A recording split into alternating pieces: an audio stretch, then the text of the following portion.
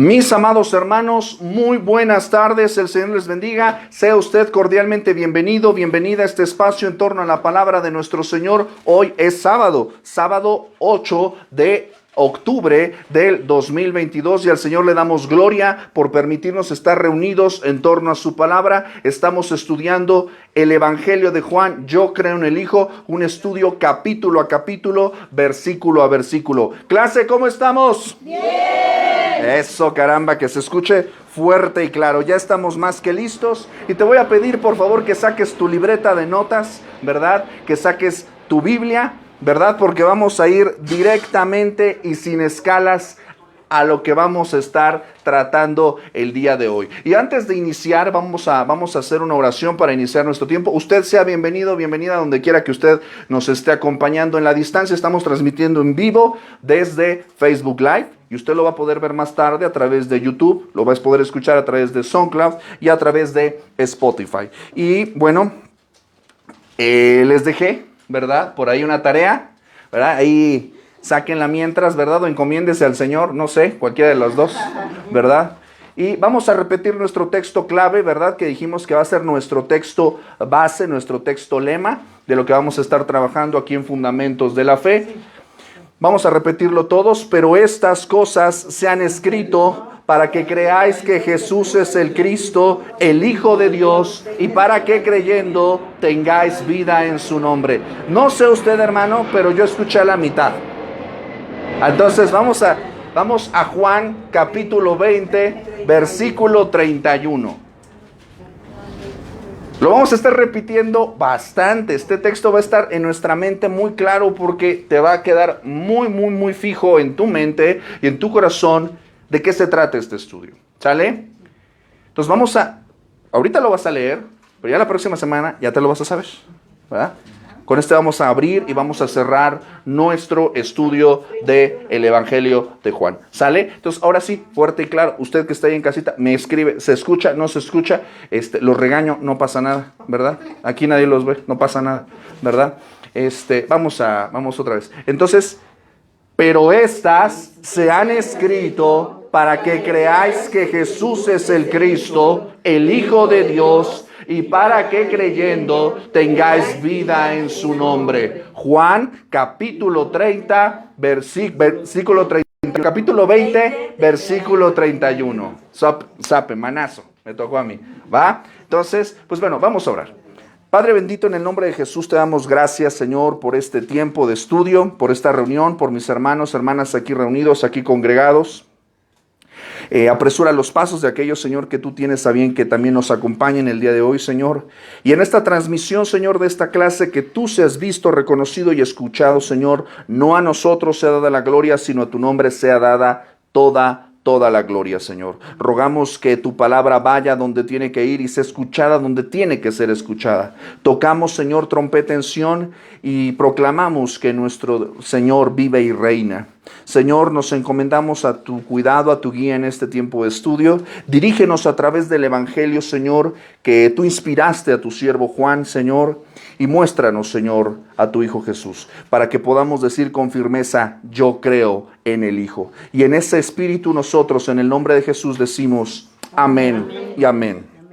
Muy bien, clase, pues rapidito así, como que si estuvieras haciendo examen, ¿cuáles son los dos propósitos del Evangelio de Juan? El evangelístico. Ok, evangelístico. ¿Qué significa eso? Crear y tener vida. Ok, claro. ¿Cuál es el siguiente propósito de este lado? Apologético. ¿Qué significa? Exactamente. Ay, mira, qué bonito se escucha, mira, cuando responden así. Apologético. Muy bien, evangelístico. Ok, entonces, este versículo que acabamos de leer, Juan capítulo 20, versículo 31, contiene el propósito doble del Evangelio de Juan, que es evangelístico y que es apologético. El objetivo de Juan es que el que no cree, crea y tenga vida en Cristo, y el que ya cree, esté perfectamente convencido de que Jesús es el Hijo de Dios, que se fortalezca su fe. Entonces podemos decir que este evangelio, ¿para quién está destinado? Para todos, ¿verdad? Para todos, toditos, todos, ¿verdad? Este evangelio es para todos. Para usted que está ahí en casita, ¿verdad? Que pudiera estar aquí, pero usted quiere estar en su casa, está bien. Si usted se pierde el café, no hay problema, ¿verdad? Pero lo cierto es que este evangelio es para todos. Sí, para ti que me estás escuchando y para todos aquí presentes. Amén. Para nosotros es el evangelio. Siempre tenemos esta tendencia a pensar que el evangelio o cuando estudiamos o leemos el evangelio es para los no creyentes. Y es cierto en parte, porque el evangelio es necesario para nosotros todo el tiempo, todos los días, siempre. Porque incluso hasta como cristianos, como que hay que volver otra vez al evangelio para acordarnos de dónde venimos y a dónde vamos. Y a quién le pertenecemos. ¿Quién es nuestro Señor? ¿Quién es nuestro Cristo? ¿Verdad? Se nos olvida mucho esta parte, ¿verdad? ¿Hasta aquí dudas, preguntas acerca de estos propósitos? ¿No? Bueno, Yo sí, échale. ¿qué era? El Apologético, ok. Digo, las palabras pueden parecer un poco complicadas, pero es bastante sencillo. Apología o apologética es la defensa de la fe. Entonces el objetivo del autor, el objetivo del Espíritu Santo a través del autor es proveernos de evidencias y herramientas para poder defender nuestra fe. Cuando te pregunte tu cuñada mala onda, ¿verdad?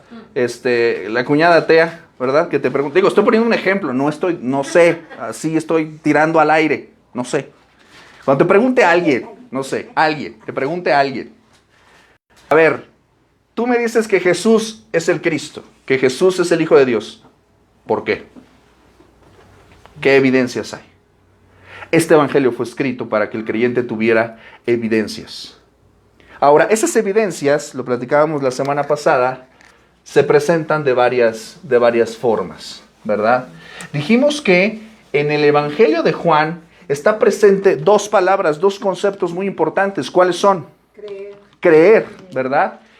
La palabra creer está muy presente, más de 100 veces se repite en el Evangelio de Juan. Lo estuvimos viendo la semana pasada, ¿verdad? Literalmente como una metralleta, así como una AK-47, ¿verdad? De manera muy potente, versículo tras versículo, el autor, ¿verdad? El Espíritu Santo nos está diciendo que es importante que creamos en Cristo para tener vida eterna. Este es otro concepto también muy importante que está presente en el Evangelio de Juan. Ahora, ¿en qué consiste la vida eterna? Lo leímos la semana pasada. ¿Alguien me puede decir el texto? Se va a ganar una Biblia. ¿No? ¿En qué consiste? ¿Qué, perdón? ¿En qué consiste la vida eterna? En creer la convicción de que... ¿No? ¿Se va la una, se va las dos, se va las tres? ¿No? Juan 17. Juan capítulo 17, versículo 3. Lo leemos todos juntos cuando lo tengan. Y esta es la vida eterna, que te conozcan a ti, el único Dios verdadero, y a Jesucristo, a quien has enviado. La vida eterna consiste en que tengamos una relación con Jesucristo. El Señor Jesucristo, en esta oración que hace al Padre, está diciendo claramente, y esta es la vida eterna, 2 puntos, que te conozcan a ti. ¿De quién está hablando? Al Padre. Que te conozcan a ti y al único Dios verdadero. El único Dios verdadero y a Jesucristo, es decir, al enviado, a quien Él ha enviado. ¿Por qué? Porque lo dijimos también la semana pasada. Nosotros no podemos tener una relación con Dios sin Jesucristo. Esto es muy indispensable. Y esto es algo que tú tienes que tener cincelado en tu mente y en tu corazón cuando prediques, pero sobre todo cuando te encuentres tú en la tentación. ¿En la tentación de qué?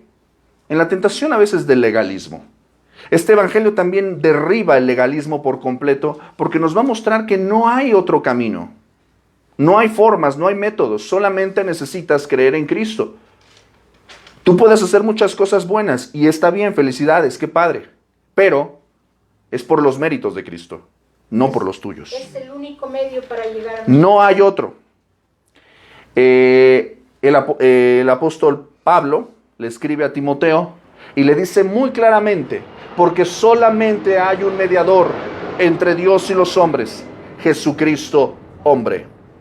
De hecho, la palabra que utiliza aquí, un mediador, también es la palabra que se usa en el griego para puente, o que nosotros conocemos en la tradición romana para pontífice, ¿verdad? La palabra puente. El único puente, el único pontífice, el único vicario de Dios es Jesucristo. No el señor Paquito. Mandamos saludos, ¿verdad? Al señor Paquito le deseamos lo mejor, ¿verdad? Pero pues no es a través de don Paco, ¿verdad? No se puede por ahí, ¿verdad? Mencionábamos también, ¿verdad? En el Evangelio de Juan, que es un evangelio muy rico, muy potente, porque nos presenta a Jesús como el verbo que se hizo carne, ¿verdad? Estuvimos viendo un poquito de la teología del Evangelio de Juan, ¿verdad? Alguien que me diga que algunos aspectos de lo que vimos la semana pasada de la teología. Déjame repetirte un poquito la palabra teología. ¿Qué es teología? La teología es el estudio de Dios. ¿Ok? Teo, Dios, logos, estudio. Es el estudio de Dios. Entonces, este evangelio nos va a hablar de quién es Dios. Por lo tanto, nos va a hablar de quién es Cristo. Ahora, este evangelio nos habla de varias cosas. Primeramente, nos presenta a Jesús como el verbo encarnado. E introduce claramente en el capítulo 1, versículo 1, en el principio era, y el verbo era con, y el verbo era Dios. Claramente esto lo dice. Más adelante, en el versículo 14, dice, y aquel verbo fue hecho carne, y habitó entre nosotros, y vimos su gloria. Y hace un paréntesis, Juan. ¿Qué tipo de gloria? Gloria como del unigénito del Padre. Y luego termina, cierra paréntesis y dice, lleno de gracia y de verdad.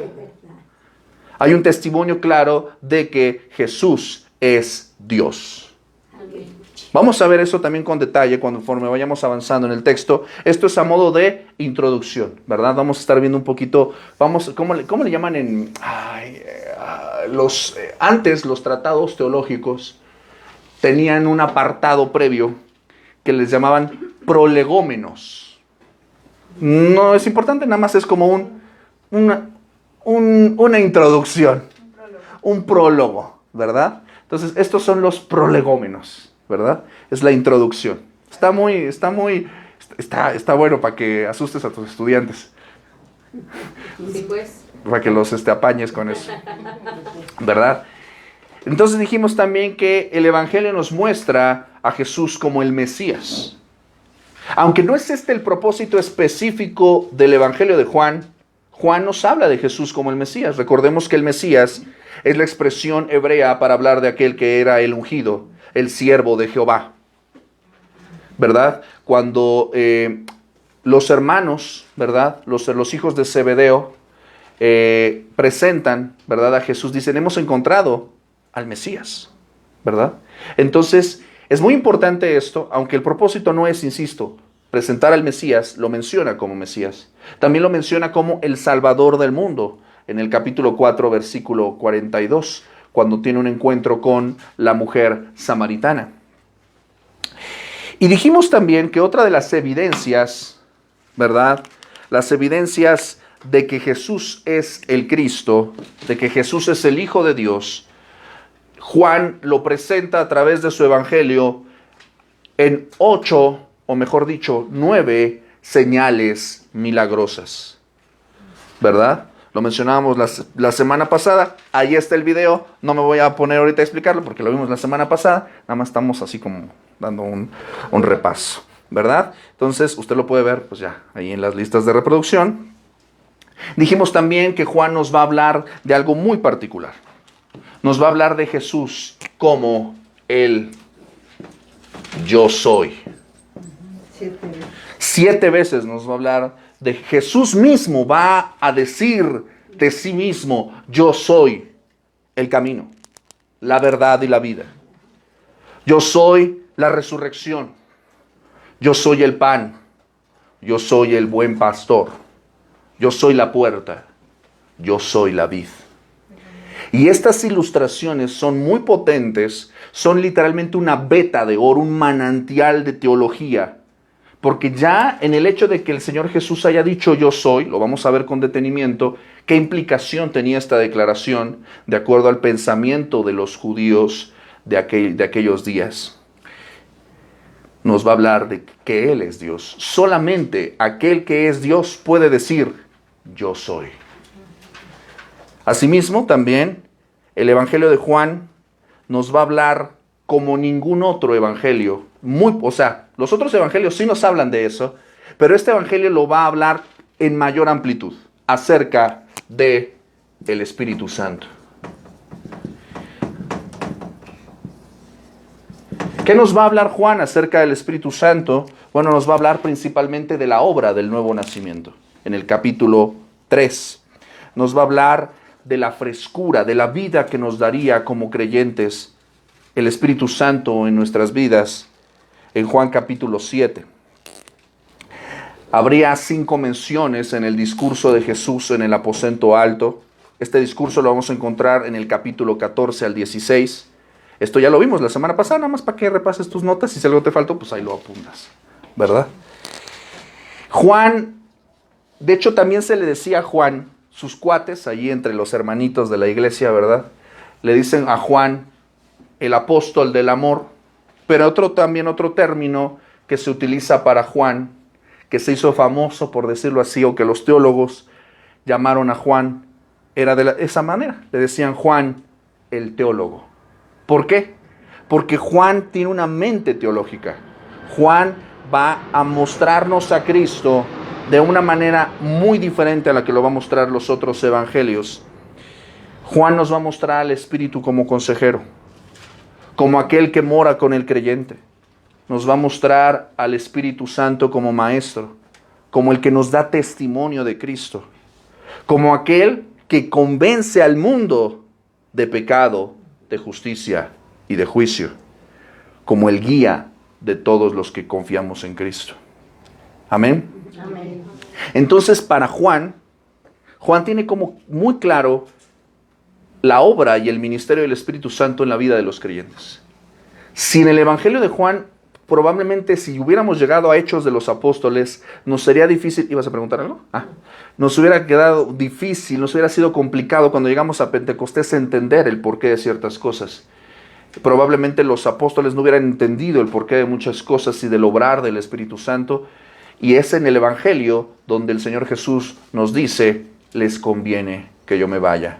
Les conviene que venga el Espíritu Santo. Y si el Señor Jesús dice que nos conviene, es porque nos conviene. ¿Sale? Juan nos va a hablar de la naturaleza de la obra de Cristo. Y la va a explicar. Recuerda antes que todo que Jesús, humanamente hablando, era un maestro formidable. Lo vemos, por ejemplo, en Mateo, ¿verdad? En el Sermón del Monte, lo vemos en las parábolas, utilizar imágenes e ilustraciones muy ricas. El reino de Dios se parece a esto, ¿verdad? Y cuenta historias para hablar de realidades eternas. El Señor Jesús, en el Evangelio de Juan, va a describir su obra usando figuras como el Cordero del Sacrificio. Juan el Bautista diría de Jesús, he aquí el Cordero de Dios, que quita el pecado del mundo. Juan diría también, hablaría del templo de su cuerpo. Hablaría de que Él es la serpiente en el desierto, recordándonos aquella imagen de Números de la serpiente de bronce que fue alzada en el desierto en los días de Moisés. El Señor Jesús nos habla de que Él es el pastor que da su vida por sus ovejas. No encuentro mayor ilustración del amor y del cuidado de Dios que en el Evangelio de Juan, capítulo 10. Juan nos va a hablar en el capítulo 12 de la necesidad de su muerte. Él dice, es necesario que el grano de trigo caiga a tierra y muera. El pan que tú te comes, bien sabroso, ¿verdad? Que nos prometieron por ahí panecito, no sé. Sí. Alguien dijo ahí en el WhatsApp, no sé, yo leí mal, Ay, sí, ya sé, te estoy cotorreando. Te estoy cotorreando. ¿Y yo?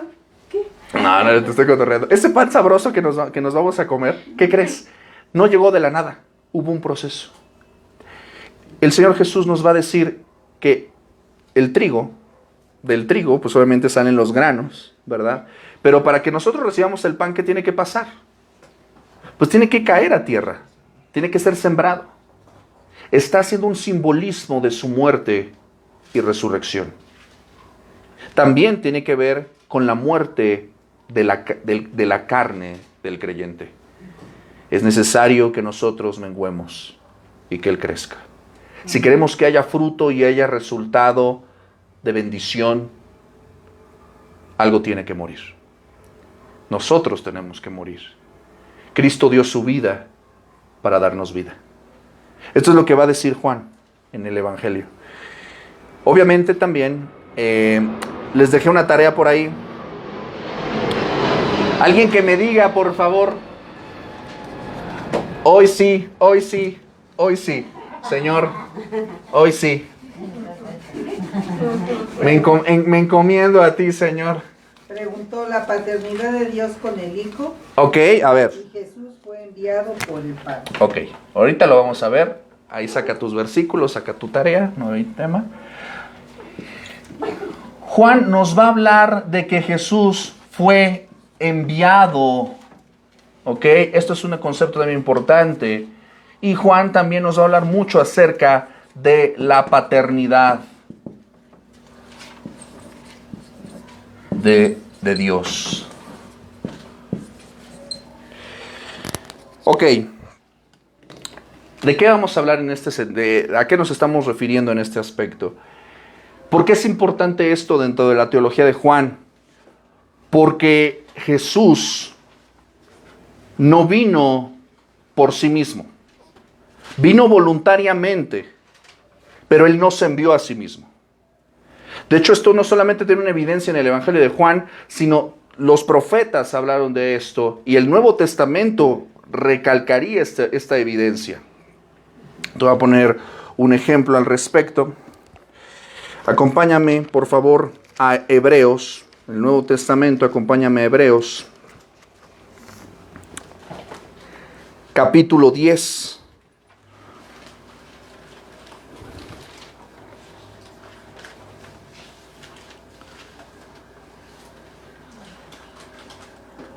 Dice el texto, capítulo 10, voy a leer desde el versículo 1 y voy a hacer rápidamente unas observaciones. La carta a los Hebreos, recuerda esto, la carta a los Hebreos, el objetivo es presentar a Jesús como superior a la ley, a Moisés, a los ángeles. Jesús es superior a todo. ¿Ok? Fíjate lo que va a decir el texto. ¿Estás ahí conmigo? Dice, porque la ley, teniendo la sombra de los bienes venideros, no la imagen misma de las cosas, nunca puede por los mismos sacrificios que se ofrecen continuamente cada año hacer perfectos a los que se acercan. O sea, los sacrificios del Antiguo Testamento no podían salvarnos. Versículo 2. De otra manera, cesarían de ofrecerse, pues los que tributan este culto limpios una vez no tendrían ya más conciencia de pecado. Pero estos sacrificios cada año se hace memoria de los pecados. Fíjate lo que dice el versículo 4. Porque la sangre de los toros y de los machos cabríos no puede quitar los pecados. Es evidente que este texto también fue escrito para un público en particular. ¿A quién crees que fue escrito este texto? Exactamente. De hecho, hay dos textos en el Nuevo Testamento que están repletos de referencias al Antiguo Testamento. Uno de ellos es Mateo, el Evangelio de Mateo, y el segundo es la carta a los Hebreos. ¿Ok? Fue dirigido específicamente a un público judío. Ok, continuamos, versículo 5. Por lo cual, entrando en el mundo, fíjate lo que está diciendo aquí. Ahora, aquí de manera tácita está haciendo una referencia a la persona de Jesús. ¿Verdad? Dice, entrando en el mundo. El autor a la carta a los Hebreos, nota de pie de página, no sabemos quién es el autor a la carta a los Hebreos. Se cree que pudo haber sido Pablo o Apolos, pero no se sabe. Fíjate lo que va a hacer aquí el autor a la carta a los Hebreos. ¿Qué es lo que está haciendo? Está citando el texto bíblico. ¿Te das cuenta? Dice, Sacrificio y ofrenda no quisiste, mas me preparaste cuerpo. Holocaustos y expiaciones por el pecado no te agradaron. Entonces dije, presta mucha atención, he aquí que vengo, oh Dios, para hacer tu voluntad, como en el rollo del libro está escrito de mí. Mis queridos teólogos, ¿quién está hablando aquí? Jesús. Jesús, ¿Por qué? porque está diciendo que fue enviado. Si te das cuenta, la forma en la que está hablando el texto, el autor de la carta a los Hebreos está citando el Salmo 40 para hablar de manera profética acerca de nuestro Señor Jesucristo. Es decir, si te das cuenta, la Biblia se comprueba a sí misma. No están sacando un argumento fuera de la Biblia para comprobar este punto. La Biblia prueba por sí misma que Jesús fue enviado por el Padre. La misma redacción que tú ves aquí, pareciera, si observas con detenimiento, pareciera que el Señor Jesús está hablando de lo que está haciendo el Padre. Si te prestas atención a la redacción, dice sacrificio, pareciera como si el Hijo le está hablando al Padre. ¿Me explico? Sacrificio y ofrenda no quisiste, mas me preparaste cuerpo. Está hablando en primera persona, ¿te das cuenta? ¿Quién le preparó cuerpo a quién? El Padre al Hijo. ¿Sí estamos bien aquí? Sí. Hoy hay que estar pilas, porque hoy sí vamos a estar sudando tantito. Me preparaste cuerpo. Esta declaración derriba por completo la especulación incrédula acerca de que Jesús no se hizo carne. Hay personas, o hay ataques a la cristología, a la doctrina de Cristo, que dicen que Jesús no vino en carne, que nada más era una aparición. No, Señor, aquí dice, me preparaste cuerpo. Colosenses dice, en él habita corporalmente toda la plenitud de la deidad. Vemos en el Evangelio de Juan, cuando se encuentra con Tomás, le dice, Tommy, tócale. Oye, ¿hay pescado? Porque traigo hambre. Me guardaron un taquito, ¿no? Es el cuerpo del Señor resucitado. ¿Ok? ¿Los judíos no creen esto, perdón? No, por supuesto que no. Porque dicen que esperan apenas al Mesías. No, exactamente. O sea, de hecho, ellos pulularon, y todavía pulularon el rumor de que los apóstoles, los discípulos habían robado el cuerpo de la tumba, ¿verdad? Cosa que es absurda, ¿verdad? Luego platicamos de ese chisme, de esa nota, ¿verdad? Pero sobre todo, evidentemente, si no creen en su resurrección, mucho menos creen en su encarnación por intervención divina, ¿no? De hecho, ellos se burlaban de él, decían que él era hijo del carpintero y especulaban y decían, nosotros no somos hijos de fornicación. Pensaban que él era un hijo ilegítimo, ¿no? Se especulaba esa parte. Entonces, sí, ciertamente los judíos no van a creer eso. Ahorita esa nota de los judíos muy importante la vamos a retomar. Entonces, notas por favor que dice, me preparaste cuerpo. Holocaustos y expiaciones por el pecado no te agradaron. ¿A quién no le agradaron? Fíjate, o sea, estamos hablando de un diálogo entre el Padre y el Hijo. O sea, lo que estaba en el Antiguo Testamento no era insuficiente para agradar. Por supuesto. Era una mirada profética de lo que iba a hacer y de lo que era necesario que Cristo hiciera. Fíjate, entonces, aquí cambia en el versículo 7, cambia la redacción y dice, entonces dije. ¿Aquí quién está hablando ya? Está hablando, ¿verdad? Dice, he aquí que vengo, oh Dios, para hacer tu voluntad. ¿La voluntad de quién? Exacto. Fíjate esta segunda mitad del versículo 7, como en el rollo del libro está escrito de mí. Desde ahí ya venía. ¿Él vino para qué? Para cumplir. Para hacer lo que ya estaba escrito. Juan 5:39, escudriñad las escrituras, porque en ellas os parece que tenéis la vida eterna, y ellas son las que dan testimonio de palabra del Señor Jesús. ¿Sale? Pero fíjate, él vino, dice, vengo. Notas en el versículo 7, notas la disposición del Señor Jesús, decir, aquí estoy, Señor. Vengo para hacer tu voluntad, Padre. Como tú lo has puesto en tu palabra. Vengo a cumplir tu palabra. ¡Wow! ¿Te das cuenta? ¿Sí? Ahora te voy a hacer examen, ¿eh? Tienes la autoridad, ya sabes, ¿verdad? De el pellizquito y el codazo santo. ¿Sale? Entonces te das cuenta del testimonio de este versículo muy importante. Por ejemplo, vamos a Juan capítulo 5. Acompáñame rápidamente.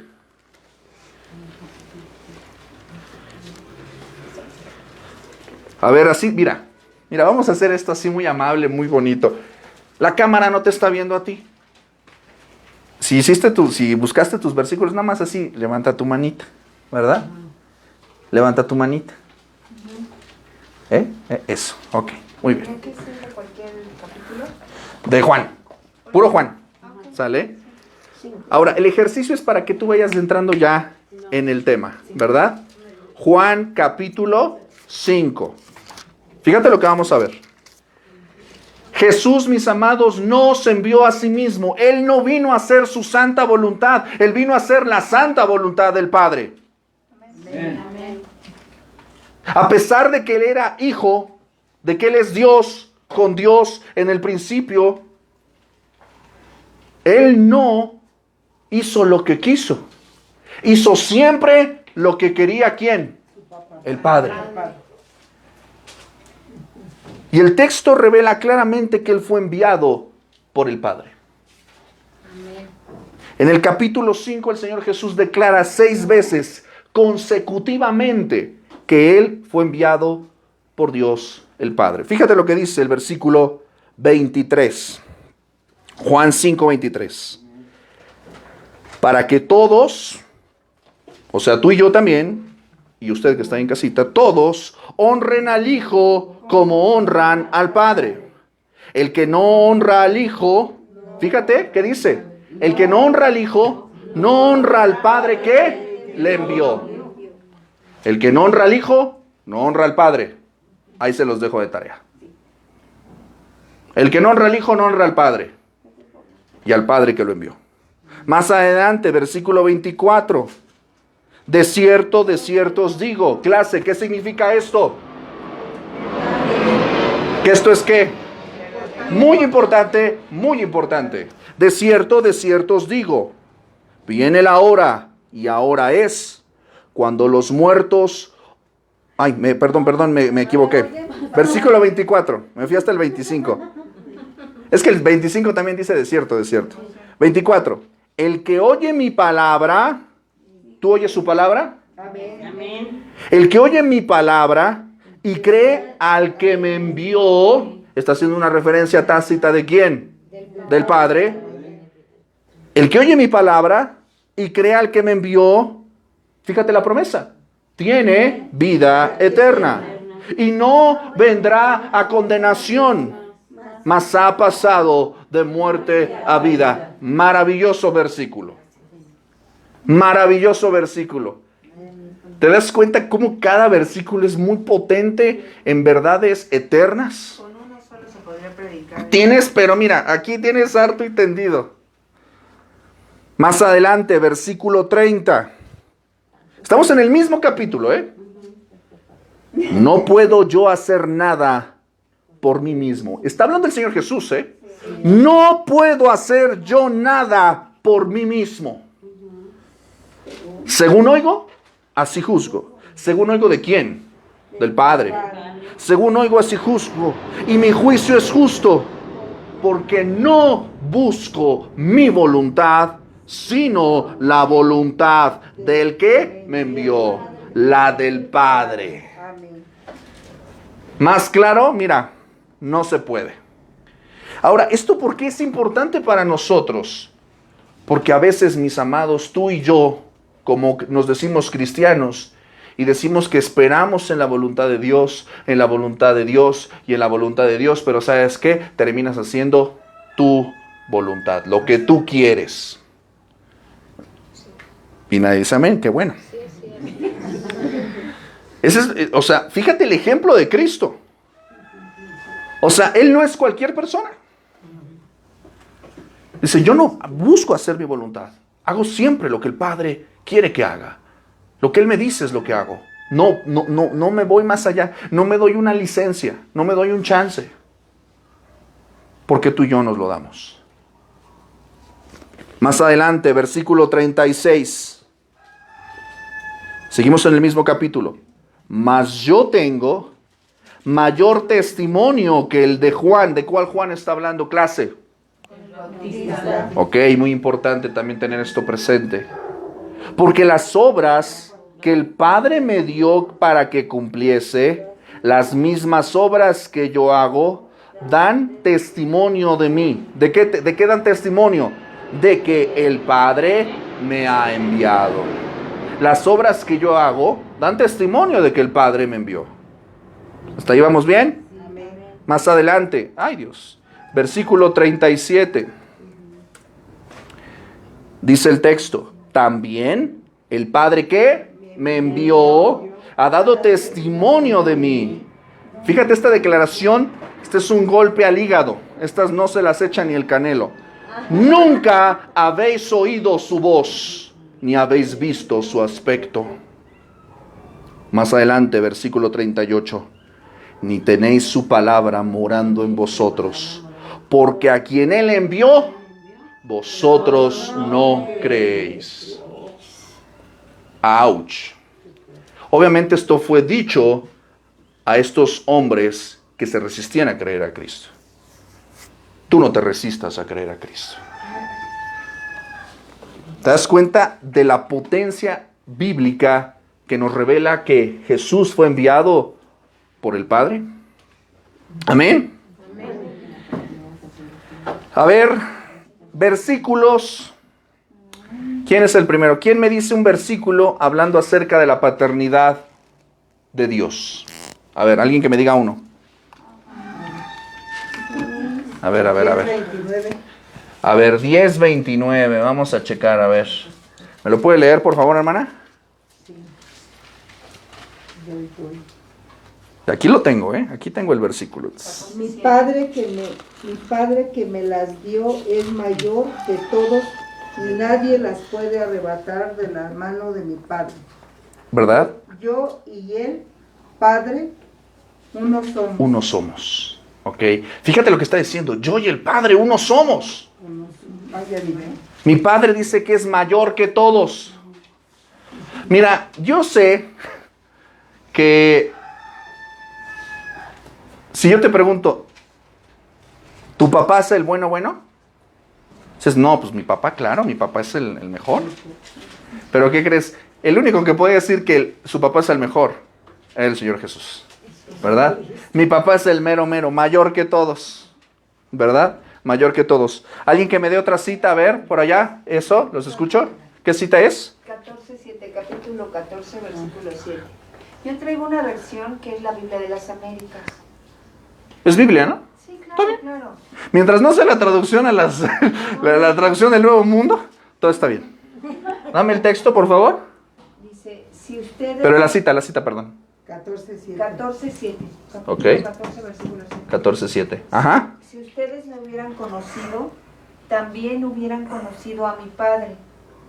Desde ahora lo conocen y lo han visto. Ok, muy bien, ¿verdad? Entonces, él habla claramente, si me conocen a mí, conocen al Padre. ¿Alguien más? ¿Otro texto? A ver. 10:38. 10:38. Écheselo. Mas si las hago, aunque no me creáis, a mí creed a las obras para que conozcáis y creáis que el Padre está en mí y yo en el Padre. ¿Verdad? Habla de la unidad de voluntad, de propósito que está en el Padre y en el Hijo. ¿Sale? A ver. Dale. Es 14:10. Ajá, ¿te escucho? ¿No crees que yo soy en el Padre y el Padre en mí? Las palabras que yo os hablo, no las hablo por mi propia cuenta, sino que el Padre que mora en mí, Él hace las obras. El Padre que mora en mí, Él hace las obras. Muy bien. Muy, muy bien. Un último versículo, a ver, ¿alguien más? Échale, hermana. También la hermana. Dice, para que todos honren al Hijo. ¿El texto, la cita cuál es? Es el capítulo 5, 23. Para que todos honren al Hijo como honren al Padre. El que honra al Hijo, honra al Padre que le envió. Ok, ¿verdad? Este texto que acabamos de leer hace un momento. Obviamente hablamos de el honor. O sea, si queremos honrar a Dios, tenemos que honrar a Cristo. De hecho, es el Salmo 2 también el que dice, honrad al Hijo, para que no se enoje. De hecho, el texto, si recuerdas el Salmo 2, uno de mis favoritos también, dice, ¿por qué se amotinan las gentes y los pueblos piensan cosas vanas? Se juntaron, ¿verdad? Y conspiraron y quitemos de nosotros sus ligaduras. Y dice, el Señor se reirá, pero yo he puesto sobre Sión mi rey en mi santo monte. O sea, los hombres pueden querer hacer lo que quieren, pero ¿qué crees? Hay rey. Y ese rey es el Señor Jesucristo. Pero claramente este salmo dice de manera profética, honren al Hijo. Honren al Hijo. ¿Sí, verdad, mi amor? Muy importante esto. El Evangelio de Juan habla de Cristo, habla de Dios. El Señor Jesucristo habla de Dios como el Padre, como su Padre, más de 100 veces. El Hijo, por ejemplo, dice del Padre que es Padre espiritual. Juan 4:23. Que es un Padre que da vida. Juan 5:21. Que su Padre es mayor que todos, que leímos hace rato. Juan 10:29. Que las obras que Cristo hace son obras del Padre. Juan 14:10. Que el Padre hace morada con los que le aman. ¿Puedes decir amén a eso? Juan 14:23. Juan nos dice que el Padre es eterno. Juan 17:5. Juan 17:11 dice que el Padre es santo.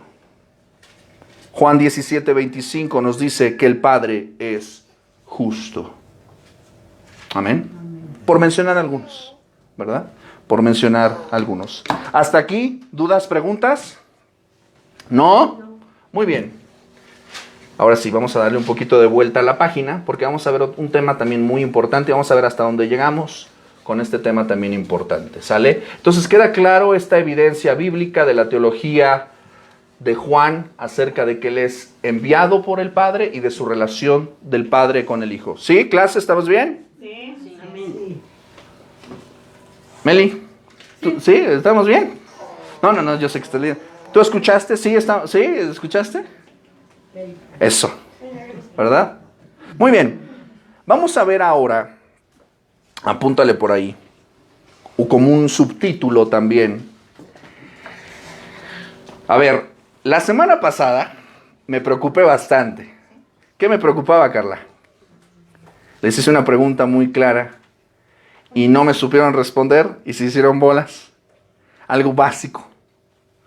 Los evangelios. Exactamente. A ver, clase. Cierra tu Biblia. ¿Cuántos evangelios hay? 4. ¿Cuáles son? Mateo, Marcos y Marcos, Lucas. Juan y Lucas. Nada más. No está difícil. Yo entiendo que no te tomaste ese día tu café o el chocomil. O calcetose, no sé lo que te tomes. Mateo, Marcos, Lucas, Juan. Ahora, lo que tú debes de saber acerca de los evangelios, de los 4 evangelios,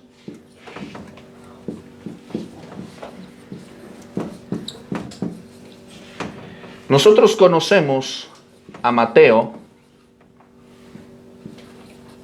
Marcos y Lucas y conocemos a Juan.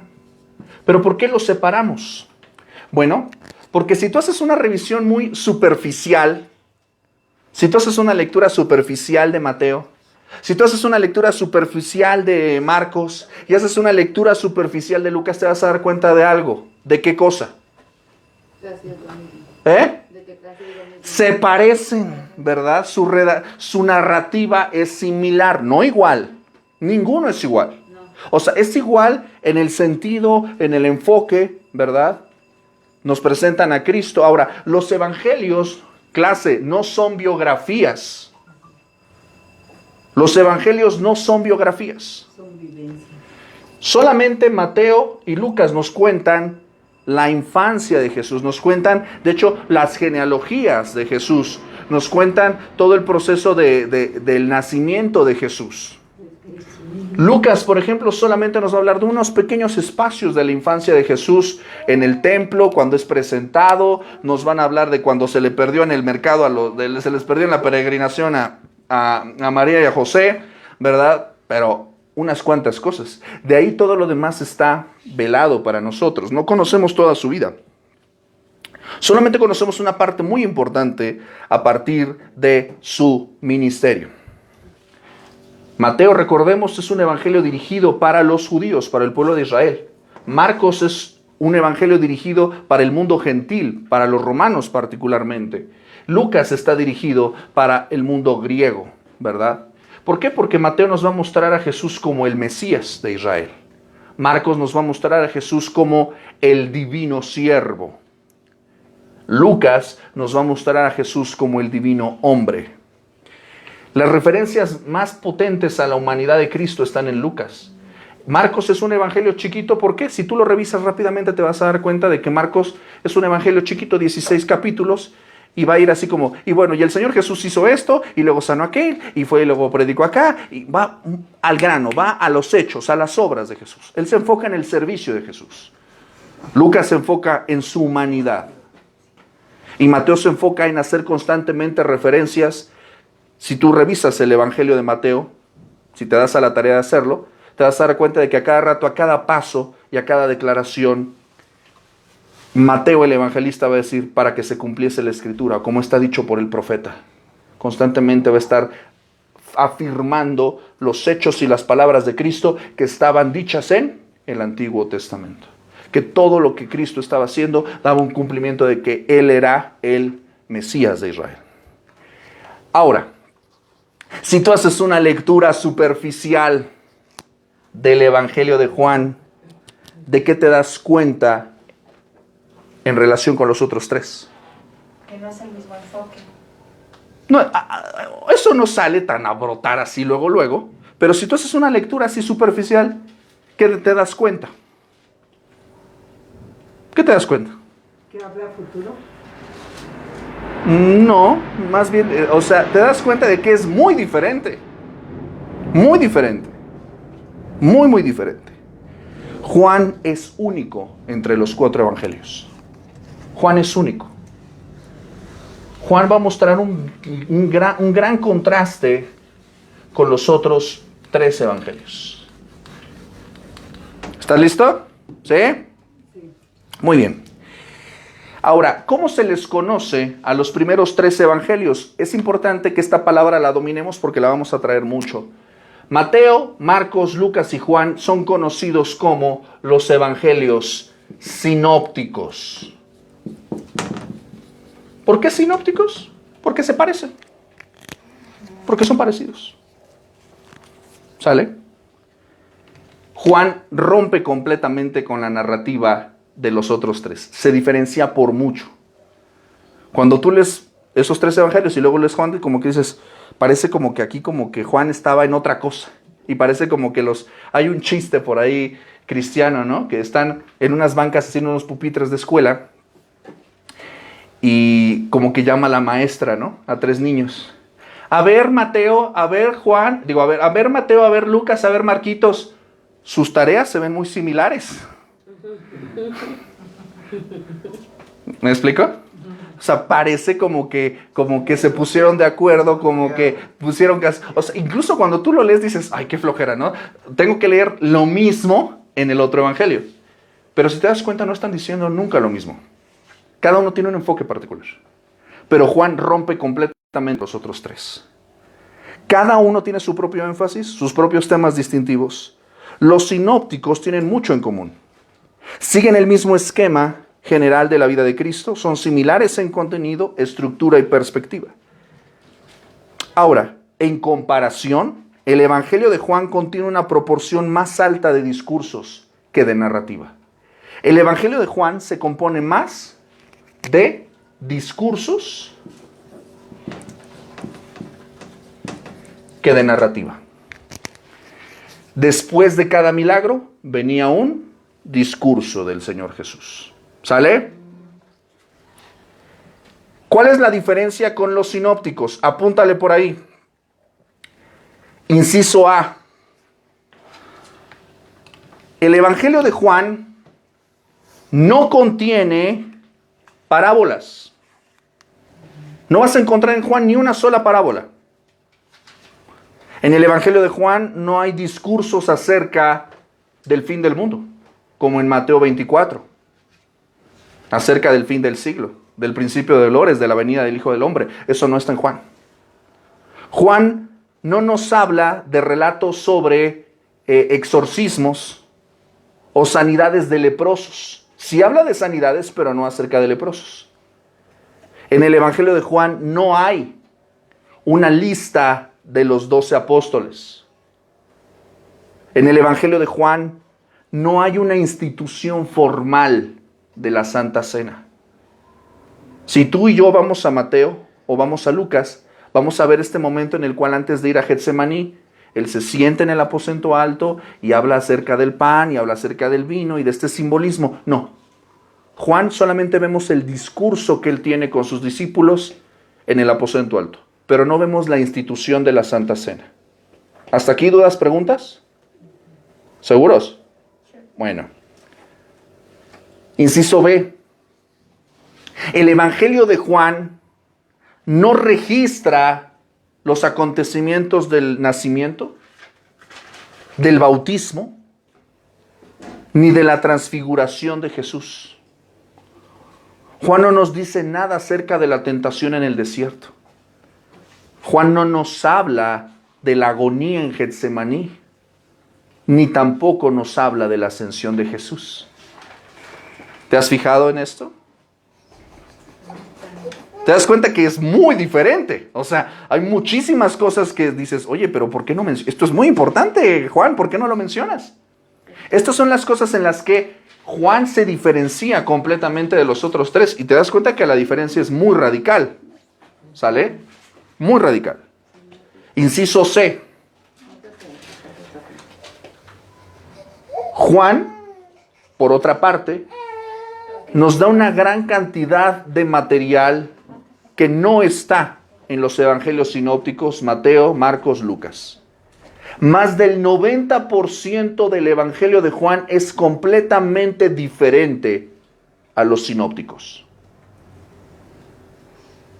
¿Cuáles son los sinópticos por acá, clase? Los más parecidos. ¿Qué son? Mateo, Lucas. A ver, Mateo, Marcos, Lucas. Ok, Mateo, Marcos, Lucas. ¿Sale? Muy importante tener esto presente. ¿En qué se diferencia? ¿Qué nos va a contar Juan que no nos cuentan los otros evangelios? Nos va a hablar en su prólogo, en el capítulo 1, nos va a hablar de la preexistencia y encarnación de Cristo. En el capítulo 1, versículos del 1 al 18. En el capítulo 2 y 3 nos va a hablar de su ministerio en Judea y en Samaria.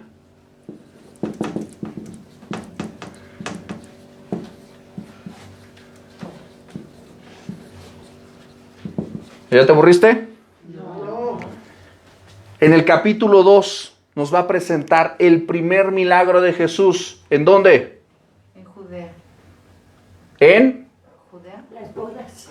De Caná. Caná de Galilea. Exactamente, ¿verdad?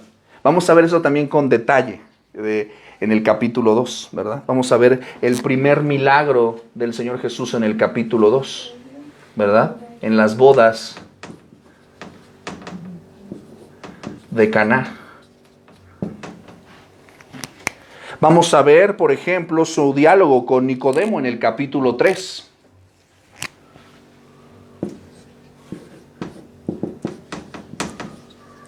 Te das cuenta de que el Evangelio de Juan se diferencia por mucho de los otros. Vamos a ver en el capítulo 4 su encuentro con la mujer samaritana. En el capítulo 5 vamos a ver la curación de un cojo, y en el capítulo 9 la curación de un ciego de nacimiento. En el capítulo 6 vamos a ver el gran discurso de Jesús como el pan de vida. En el capítulo 7 su afirmación de ser Él el agua viva. En el capítulo 10 vamos a ver su discurso como el buen pastor y las consecuencias de ese discurso. En el capítulo 11 vamos a ver la resurrección de Lázaro. En el capítulo 13 vamos a ver el lavado de pies de los discípulos.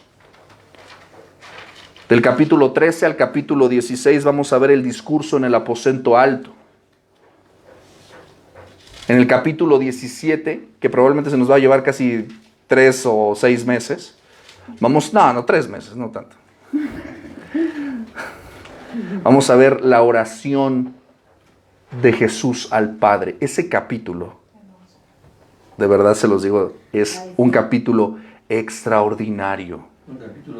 Capítulo 17 de Juan, es uno de mis favoritos.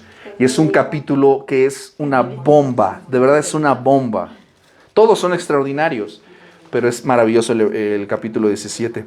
Vamos a ver en el capítulo 21 la pesca milagrosa. El Señor ya había resucitado y nuevamente manifiesta la pesca milagrosa. ¿Cuál es 20? 21. Y en el mismo capítulo 21, versículos 15 al 19, vamos a ver la restauración de Pedro y la predicción del martirio del apóstol. Si te fijas, no tiene más del 90% de este evangelio difiere en muchísimo con los otros evangelios. ¿Sí estamos hasta aquí bien? Amén.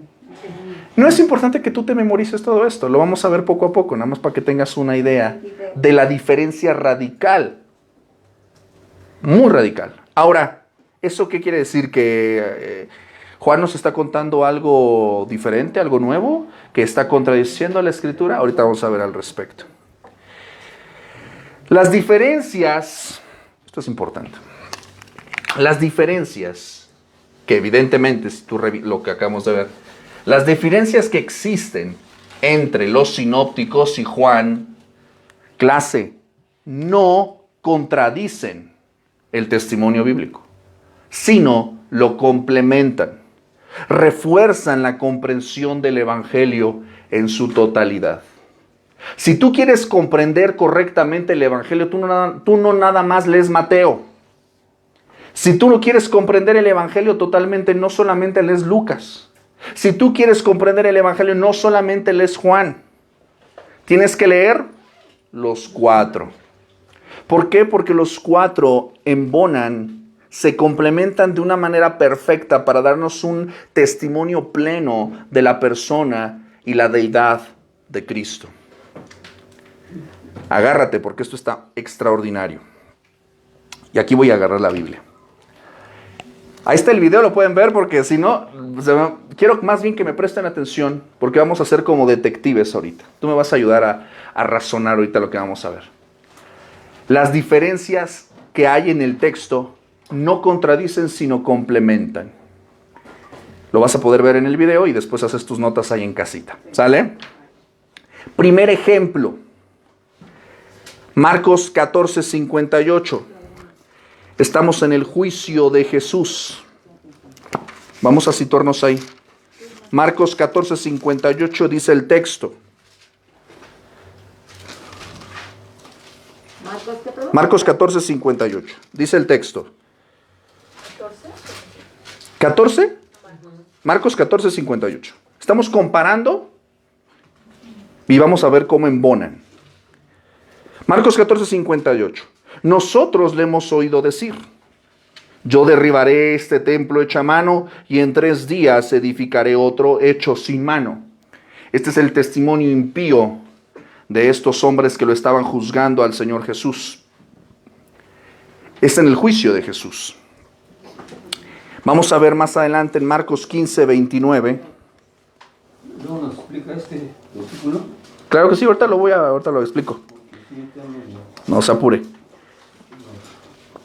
Ahí más adelantito, Marcos 15, 29, dice, los que pasaban le injuriaban, meneando la cabeza y diciendo, bah, tú que derribas el templo de Dios y en 3 días lo reedificas. Ahora, clase, Marcos aquí está diciendo que en el juicio de Jesús y en la cruz, los enemigos de Cristo lo acusaron de ¿qué cosa? De blasfemia. Pero la acusación específica, ¿cuál fue? Mentira. No, a ver, ¿qué dicen los textos? 14:58 y 15:29. ¿De qué lo acusaban? Pero la acusación es... No, la acusación es muy específica, de que él dijo que él iba a derribar el templo y en 3 días lo iba a reedificar. Esa era la acusación en específico. Ahora, Marcos en ningún momento, los sinópticos en ningún espacio registran este alegato. En ningún espacio lo registran. Ellos solamente dan la acusación de que Jesús dijo tal cosa. Pero los sinópticos, Mateo, Marcos y Lucas, no dicen dónde lo dijo. ¿Sabes quién sí lo dice? El Evangelio de Juan. Juan 2:19, ¿qué es lo que dice? ¿Ya me entendiste qué es lo que quiero que hagas? Juan complementa a los otros. Exactamente. Juan nos va a decir cosas que los otros no nos dicen. Juan 2:19. Respondió Jesús y les dijo, destruid este templo y en 3 días lo levantaré. O sea, sí lo dijo. Sí lo dijo Jesús. Pero los sinópticos no lo dicen. ¿Sí me estoy explicando? Sí. Entonces te das cuenta ahí que... Sí. A ver si entendimos bien. Ajá. En Marcos, ¿qué fue lo que leímos? Ujú. Dice que los otros dijeron que él dijo. O sea, Lo que los otros de lo que lo estaban acusando. lo acusaron. Ujú. No dice, o sea, no específicamente dice Jesús dijo. En Juan se confirma que Jesús. O sea, nosotros ¿cómo podemos tener seguridad de estas palabras si no las encontramos en Mateo, Marcos y Lucas? Juan sí vemos que hay una declaración clara. Jesús dijo, destruid este templo y en 3 días lo reedificaré. ¿Me explicó? Él sí hace de esa declaración. Por eso la acusación dices, ¿pero de dónde dijo eso? Ah, sí lo dijo aquí. Ahora, no era una acusación malévola. ¿Me explico? Tenía un sentido, pero ellos lo malinterpretan. ¿Me explico? No se estaba refiriendo al templo físico, al templo Claro. donde adoraban los judíos. Pero el objetivo de lo que te quiero hacer con este ejercicio es quiero que tú entiendas. Y los otros solo escuchaban. O sea, no están hablando de que vieron o oyeron, solo platicaban, ¿no? Dijeron. Exactamente. Ahora, es muy importante esto. Los evangelios se van a embonar, se van a complementar. Son como una pieza de rompecabezas que van a darnos una mirada completa del texto. Segundo ejemplo. Los sinópticos, ya no voy a explicar cuáles son los sinópticos, ¿eh? Ya, tú ya sabes qué son los sinópticos. Los sinópticos no explican por qué los judíos debían llevar a Jesús ante Pilato. Eso no lo explican los sinópticos. Pero Juan sí explica que los romanos le habían quitado el derecho de aplicar la pena capital. Déjame leerte Juan 18:31. Dice el texto. Entonces les dijo Pilato, tomadle vosotros y juzgadle según vuestra ley. Y los judíos le dijeron, a nosotros no nos está permitido dar muerte a nadie. Entonces Juan sí explica por qué no les permitieron. Ellos no lo mataron así nada más. Querían matarlo, pero no podían hacerlo si no tenían la venia de Pilato. ¿Sí me explico? Sí. O sea, si lo querían matar, ¿por qué necesitaban el permiso de Pilato? Porque no podían hacerlo. Y los sinópticos no nos dicen eso. Solo Juan nos explica ese punto. ¿Sale? Está bueno eso, ¿no? Ejemplo número 3. Los sinópticos ubican a Pedro en el patio del sumo sacerdote. Cuando se llevan a Jesús, cuando lo arrestan, Los sinópticos nos dicen que Pedro estaba en el patio del sumo sacerdote. Pero ¿qué crees? Solamente Juan nos explica cómo logró entrar. O sea, cuando tú ves esta película, la película de Cristo, por decirlo de alguna manera, en el Evangelio,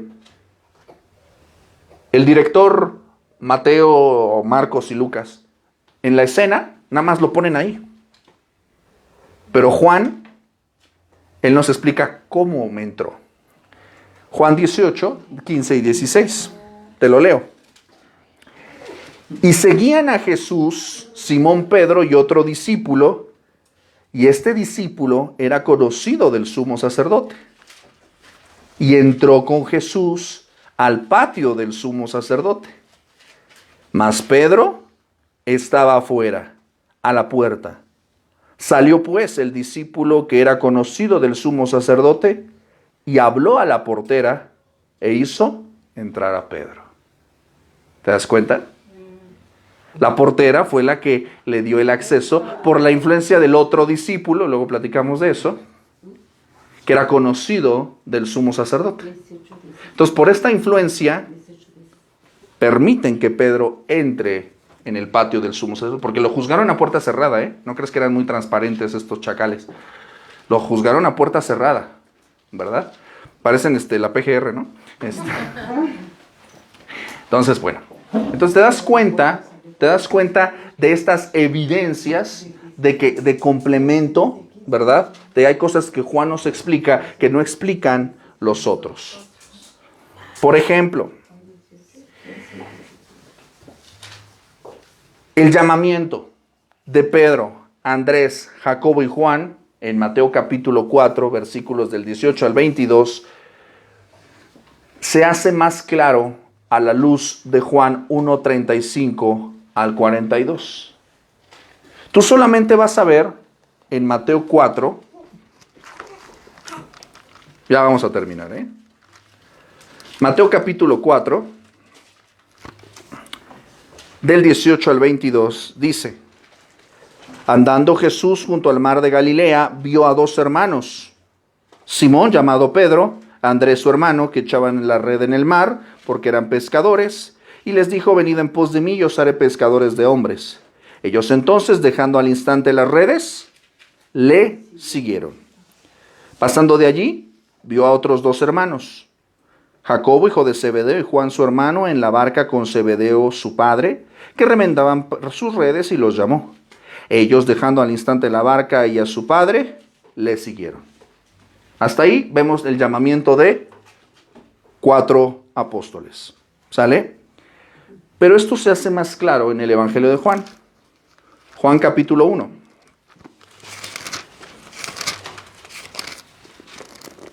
Juan capítulo 1, versículos 35 al 42. Fíjate lo que dice el texto. El siguiente día, otra vez estaba Juan y 2 de sus discípulos. ¿De qué Juan estamos hablando? El Bautista. Juan y 2 de sus discípulos.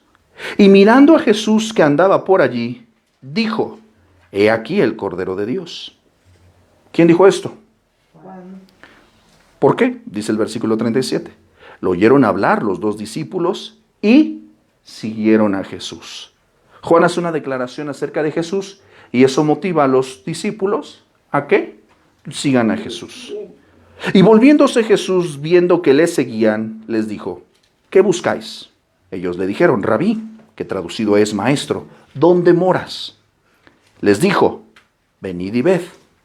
Fueron y vieron dónde moraba, y se quedaron con él aquel día, porque era como la hora 10. Andrés, hermano de Simón Pedro, era uno de los 2 que habían oído a Juan y habían seguido a Jesús. Este halló primero a su hermano Simón y le dijo: hemos hallado al Mesías, que traducido es el Cristo. Y le trajo a Jesús.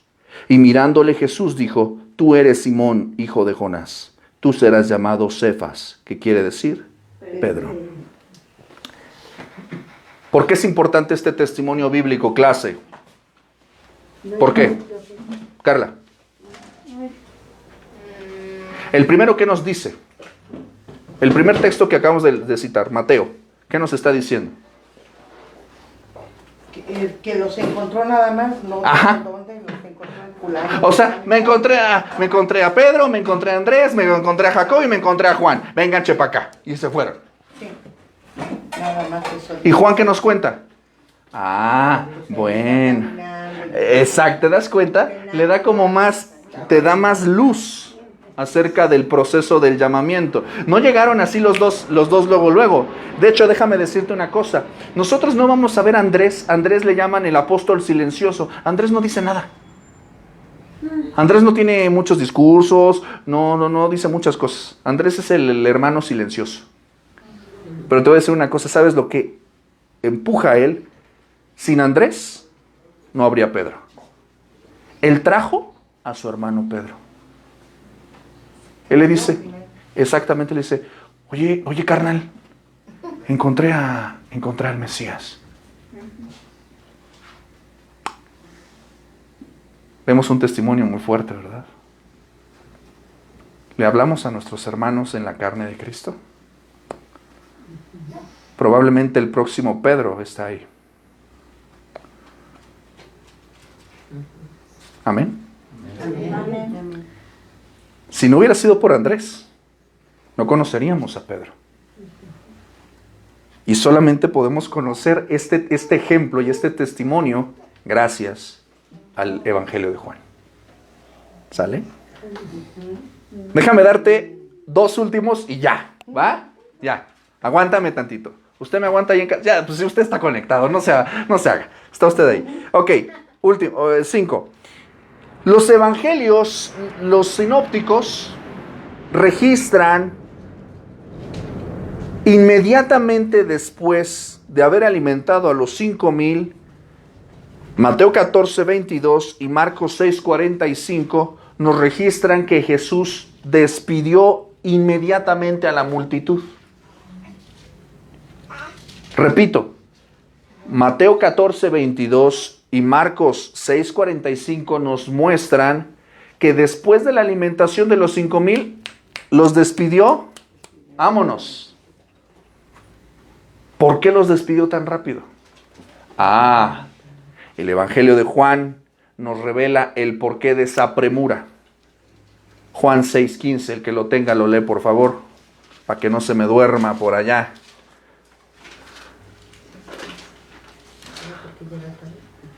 Porque ya eran más de las 8. Ya despídelos. Porque nada más iban a comer. 6:15, ¿quién lo tiene? Por lo que Jesús que iban a venir para apoderarse de él y hacerle rey, volvió a retirarse al monte él solo. Ahora, clase, ¿cuál fue la razón por la que los despidió rapidito? Porque iban a ir a apoderarse de él y él quería que subiera. querían hacer, él sabía que querrían hacerlo rey, y él sabía que eso no tenía que ocurrir. No era el momento. No era el momento. Y se fue él solo. Sí, o sea, vámonos, y se echó a correr, o sea, se peló. ¿Por qué? Porque no era el momento, y sobre todo, él conocía, dice Juan, que él conocía los corazones de los hombres, no se fiaba de nadie, y sabía que esas multitudes eran volubles. Porque lo que había hecho era extraordinario y esa gente ya lo estaba adorando y lo iba a hacer rey a él, entonces no se iba a cumplir el objetivo que él perseguía. No quiero tocar temas sensibles, pero imagínate hoy en día nuestros amados políticos, ¿verdad? Reparten, multiplican las tortas y los frutsis, ¿verdad? Sí, vamos a votar por él. ¿Me explico? O sea, para ellos una figura política de influencia que viera por sus necesidades básicas, decían, este tiene que ser nuestro rey porque nos da nuestra despensita. Hay que coronarlo. Claro, es nuestro rey. Y Jesús, que sabía cuáles eran sus intenciones, dice, no, ahorita no me que estén candidateando, chamacos, váyanse para allá, órale, yo tengo otras cosas, no es mi momento, no es ahora. Esto es muy importante porque déjame decirte una cosa, a Jesús nadie lo hizo rey, Él es rey. Y él entró a Jerusalén como rey. Nadie le dio ese título. Él no esperaba el aplauso de las personas. De hecho, él huía de esas cosas. Él venía cumpliendo escrituras, entonces todavía no era el tiempo. No era el momento. No estaba en el reloj de lo que va a estar marcando aquí. Entonces, si te das cuenta, los sinópticos nos cuentan que los despiden, pero solamente Juan nos dice la razón, el por qué. Último ejemplo y terminamos. El Evangelio de Juan evidencia que cuando el consejo del Sanedrín se reunió el miércoles de la semana de Pasión para maquinar el arresto de Jesús, en Marcos 14, del 1 al 12, el que lo tenga, lo lee, alguien lo puede buscar. Ellos se reúnen para maquinar el arresto de Jesús. Marcos 14, del 1 al 2. Pero lo que estaban ellos maquinando, lo que estaban ellos implementando, lo que ellos estaban conspirando, era algo que ya habían decidido previamente. ¿Quién tiene Marcos 14, del 1 al 2? Adelante. 2 días después era la Pascua y la fiesta de los panes sin levadura. Y buscaban los principales sacerdotes y los escribas cómo prenderle por engaño y matarle. Y decían, no durante la fiesta para que no se haga alboroto del pueblo. Ok, esta decisión que ellos habían tomado ya de arrestarle y deshacerse de Jesús, que se dan cuenta era en un contexto previo, dice que 2 días antes, ¿no? 2 días antes de la Pascua, ¿verdad? Que esta se iba a celebrar ¿dónde? ¿Cuándo? En Jerusalén. Se iba a celebrar en Jerusalén, ¿verdad? Y sabemos que se iba a celebrar en estos días entre jueves y viernes, ¿verdad? Que iban a tomar el cordero, los panes sin levadura, las hierbas amargas, ¿verdad? En este contexto es en el que se iba a dar todo esto. Entonces, ellos aquí ya estaban tomando esta decisión de arrestarle, pero esto no es algo que ya habían decidido 2 días antes de la Pascua, sino lo decidieron en otro escenario. Juan 11, del 47 al 53. Fíjate lo que dice el texto. Esto está dicho después de la resurrección de Lázaro. Cuando Jesús resucita a Lázaro, los principales sacerdotes, los escribas, los religiosos decidieron acabar con Jesús. ¿Por qué? Porque era un milagro tan portentoso que dijeron, tenemos que deshacernos de él. Juan 11, 47. Entonces los principales sacerdotes y los fariseos reunieron al concilio y dijeron, ¿qué haremos? Porque este hombre hace muchas señales. Si le dejamos así, todos creerán en él. Y vendrán los romanos y destruirán nuestro lugar santo y nuestra nación. Entonces Caifás, uno de ellos, sumo sacerdote aquel año, les dijo, vosotros no sabéis nada, ni pensáis que nos conviene que un hombre muera por el pueblo, y no que toda la nación perezca. Hasta cierto punto podríamos ver que incluso habla de una manera hasta profética, ¿no? Hasta incluso el chamuco a veces dice ciertas verdades, ¿verdad? 51. Esto no lo dijo por sí mismo, sino que como él era el sumo sacerdote aquel año, fíjate, profetizó que Jesús había de morir por la nación. Dios usa a todos, ¿eh? Y no solamente por la nación, sino también para congregar en uno a los hijos de Dios que estaban dispersos. Así que, desde aquel día, versículo 53, ¿estás conmigo? Sí. Desde aquel día, ¿cuál día? Desde el día que resucitó Lázaro, desde aquel día acordaron matarle. No fue en el contexto de los 2 días antes de la Pascua. Ya habían tomado esta decisión, solamente la estaban reafirmando. Entonces, digo, creo que unos cuantos ejemplos, si te das cuenta, está un poquito difícil, ¿verdad? Como que ya estamos subiendo un poquito el nivel, ¿verdad? Ya le tienes que... Un muchito, ¿verdad? Hoy le jugamos un poquito al detective, ¿verdad? Como que, ¿quién es el culpable, verdad? Ahora, esto es muy importante. Sí. Esto es muy importante, ¿por qué? Porque tú te das cuenta que los sinópticos embonan perfectamente con el testimonio de Juan. Se complementan mutuamente. ¿Sale? Entonces, las diferencias que pudiera haber en el Evangelio de Juan y en los sinópticos no son diferencias que contradicen, son diferencias que complementan. ¿Hasta aquí vamos bien, clase? Muy bien. Vamos a recitar nuestro texto y vamos a orar. Pero estas se han escrito para que creáis que Jesús es el Cristo, el Hijo de Dios, y para que creyendo tengáis vida en su nombre. Juan capítulo 20, versículo 31. Una vez más porque no te escucho convencido.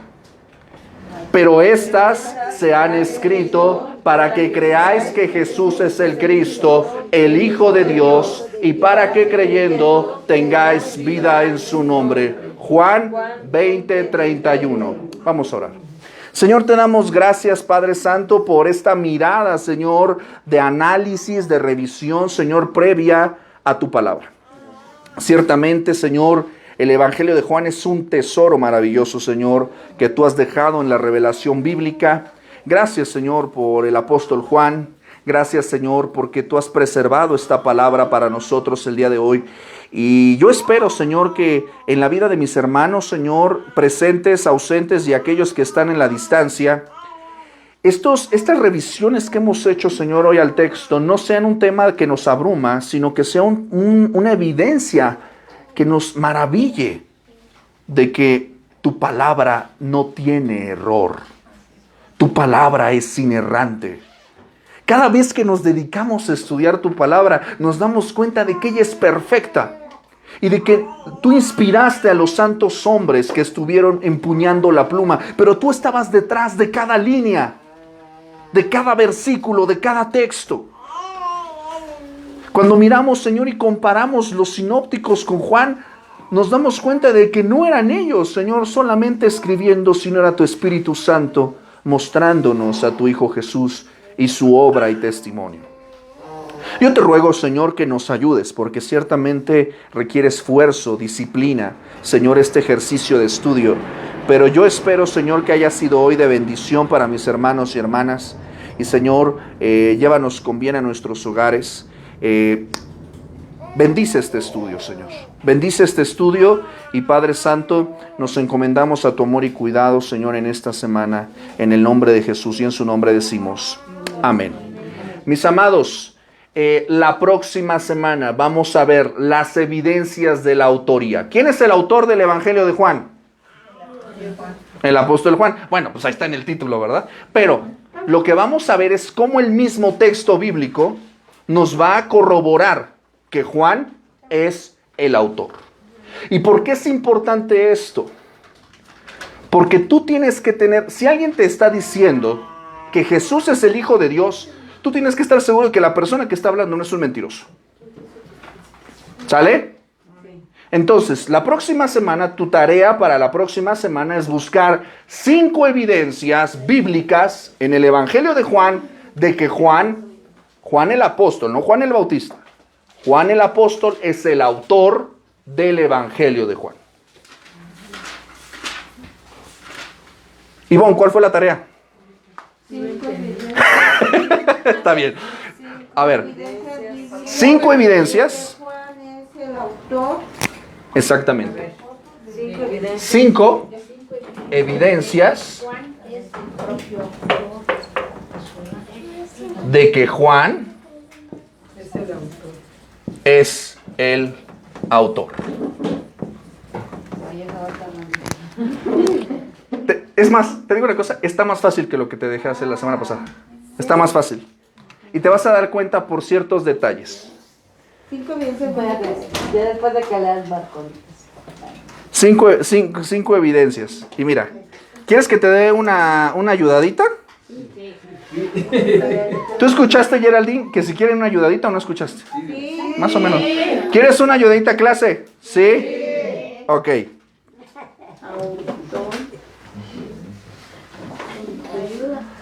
Por ejemplo, Juan 21:20 habla de Juan como el discípulo a quien amaba Jesús.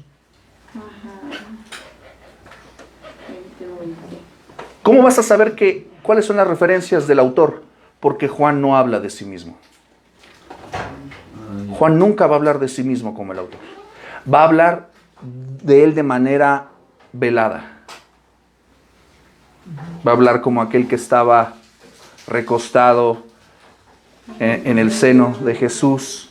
Va a hablar de él de una manera velada. Así que tu chamba para la próxima semana es 5 evidencias de que Juan es el autor del Evangelio de Juan. ¿Sale?